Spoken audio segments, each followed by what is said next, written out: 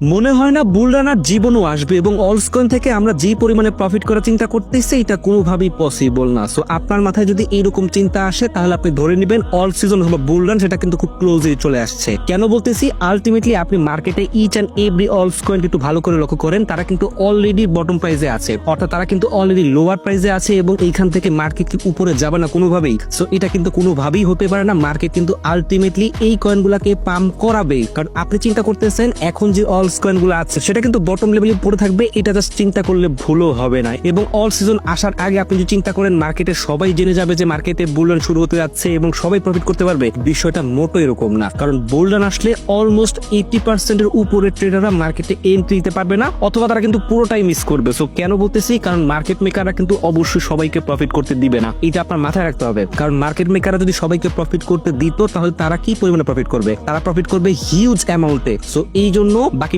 20% অর্থাৎ 20% এরও কম মানুষ কিন্তু এই বুল রান থেকে প্রফিটেবল হবে। এই জন্য এখনই বাই করেন, এখনই বাইং জোন। ইয়েস, মার্কেট এখন ফেয়ারে, আপনি ডিসিএ মেথড ইউজ করে বাই করেন, এন্ট্রি নিতে থাকেন এবং মার্কেট যখন এক্সট্রিম ফেয়ারে যাবে আপনি জাস্ট চোখ বন্ধ করে ইনভেস্টমেন্ট করেন, কারণ এই চান্স আপনি কিন্তু আর সচরাচর পাবেন না। সো এটা মাথায় রাখেন। এবং অনেকেই আছেন যারা কিন্তু ইনভেস্টমেন্ট করে মোটামুটি জাস্ট ফান্ড শেষ করে ফেলেছেন ডিসিএ করে। সো এখন আপনাদের কাছে ফান্ড নাই, সো আপনারা একটু হোল্ড করেন, পেশেন্স রাখেন, কারণ আপনারা ইনভেস্টমেন্ট করেছেন, আপনারা যেই টাকাটা মার্কেটে ইনভেস্টমেন্ট করেছেন ওইটা রিটার্ন অবশ্যই পাবেন ইনশাল্লাহ, যদি ভালো কয়েন বাই করে থাকেন। এবং আলটিমেটলি আপনি বুলরান থেকে একটা মোটামুটি ভালো লেভেলে প্রফিট অবশ্যই করবেন। এবং যদি আপনি এই বুলরানটা মিস করে থাকেন তাহলে কিন্তু আগামী 4 বছর আপনি জাস্ট আফসোস করতে করতেই যাবেন, কারণ আলটিমেটলি বেয়ার মার্কেট শুরু হয়ে যাবে, তখন কিন্তু আপনি মার্কেটে ওই রকম মুভমেন্ট দেখতে পারবেন না। তো অবশ্যই যারা মেনলি স্পট ট্রেডিং করেন তারা কিন্তু এই চান্সটা কোনোভাবেই মিস করা যাবে না। এবং মার্কেট যতই ফেয়ার ট্রেড করুক, মার্কেটের সবাই যত কনফিউজড হোক না কেন, আপনার কনফিউজ হয়ে যাবে না, কারণ এইটা আপনার মাথায় রাখতে হবে। মার্কেটে ম্যাক্সিমাম মানুষ যেটা চিন্তা করে মার্কেট কিন্তু তার উল্টাটা হয়। সো এটা মাথায় রাখবেন,